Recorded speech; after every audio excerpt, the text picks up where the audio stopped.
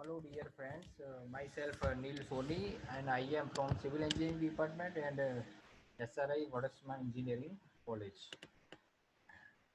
Today's my subject is mechanics of solids and lecture presentation on force, composition and dissolution of force. These are four types of forces in line of action. Composition of forces. The process of finding out the resultant force of a number of given force is called a composition of force of compounding force. जो भी number of given force है वो उसके हिसाब से resultant force find करते हैं, उसे कंपोजिशन ऑफ फोर्स कहते हैं. Resolution of force, the process of splitting up the given force into a number of components without changing its effect on body. कोई भी हिसाब से हम कोई बॉडी में फोर्स लगाते हैं तो उसकी बॉडी के रिजल्टेंट में कोई भी इफेक्ट नहीं होता, उसे रिजोल्यूशन ऑफ फोर्स कहते हैं. What is force? तो फोर्स इज कोई भी जो ऑब्जेक्ट होते हैं उसमें पुश और पुल करते हैं. जैसे कि हम कोई रेस्टोरेंट में जाते हैं तो वो दरवाजा खींचते हैं तो अंदर जैसे दरवाजा बंद करते हैं तो as a one type of push और पुल हो फोर्स.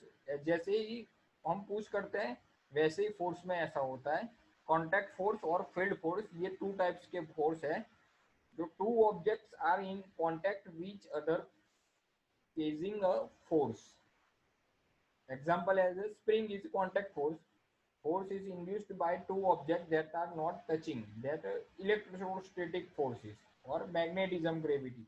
लो तत्व कोई भी है तो वो फील्ड फोर्स हुआ. ये पुश और पुल के एग्जांपल है. जैसे फोर्स इन मोशन, मतलब फोर्स लगाते हैं, पुश मतलब फोर्स लगाते हैं और पुल्स मतलब खींचते हैं. Defined as an agent which produces, tends to produce, destroys, tends to destroy motion. Type of force, अलग अलग तरह के फोर्सेस है.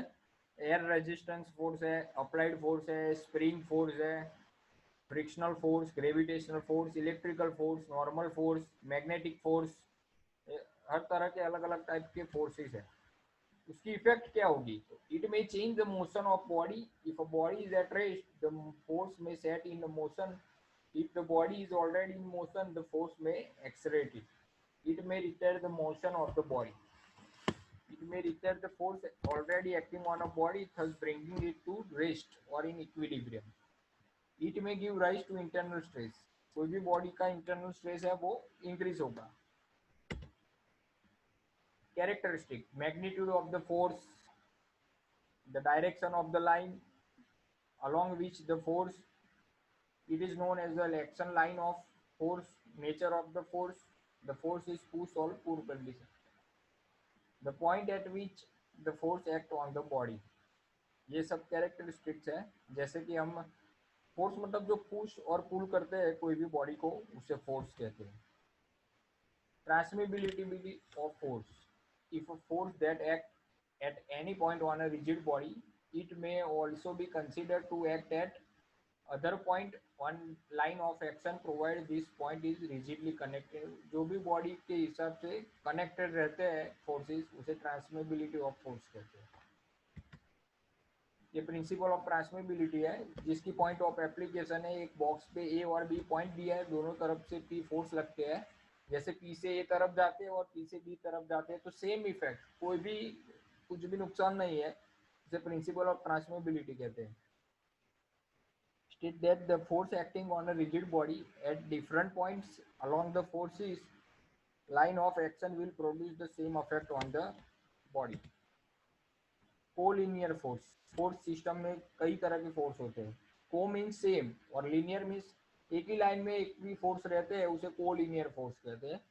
Force acting along a line are known as collinear force.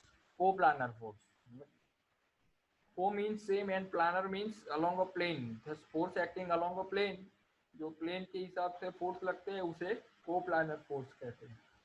कॉनकरेंट force, co means same and कॉनकरेंट. Current means meeting force, meeting at a point. Emerging, कोई भी junction पे force meet करते हैं उसे कॉनकरेंट फोर्स कहते हैं. Spatial force, it is acting in space are known as spatial force.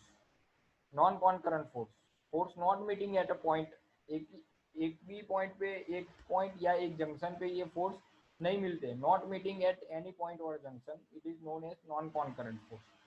Like force act they're parallel to each other and also act in same direction.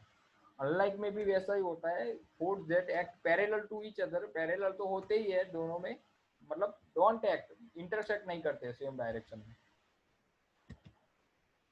जैसे कि ये को प्लानर फोर्स है, देखो ये स्केच है, F1 F2 F3 और F4 line of action दिखाया है, पूरा ट्राइंगल बीच में पड़ता है, उसके हिसाब से F1 F2 F3 और F4 की डायरेक्शन चारों अलग अलग है, उसे को planar force. Collinear force free body diagram दिया है, तीनों साइड से फोर्स लगते हैं, दो साइड से और बीच में एक फोर्स है. Independent equation summation Fx is equal to 0.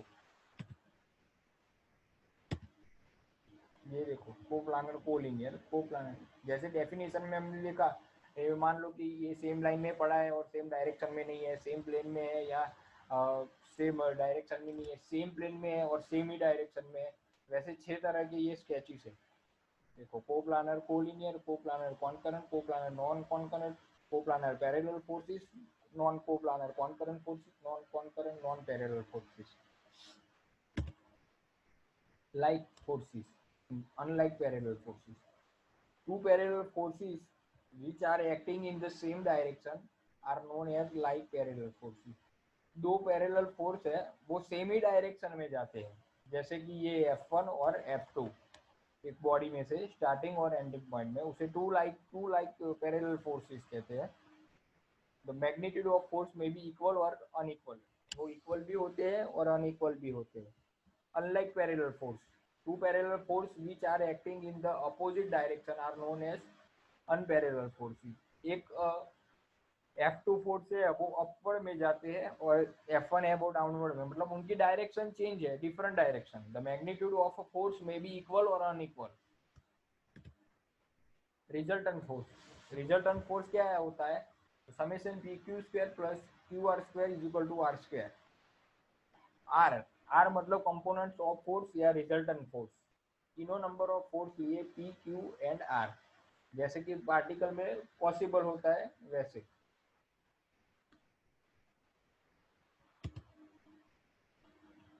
Method of resultant force, two types of method. There are many methods for finding out resultant force of a number of given force. There are two types of subject point of view method for resultant force: analytical method and method of resolution. Analytical method में दो type की method होती है, method of resolution होता है और parallelogram law of force. ये देखो resolution of force, the process of splitting up to the given force into a number of components without changing its affect on the body is called resolution of force. जो भी body में या component में उसके component के number के हिसाब से जो भी बॉडी में फोर्स लगता है, लेकिन वो बॉडी में या कोई भी इफेक्ट होती नहीं है, उसे रिसोल्यूशन ऑफ फोर्स कहते हैं. Principle of resolution, it states the algebraic sum of the resolved part of number of force.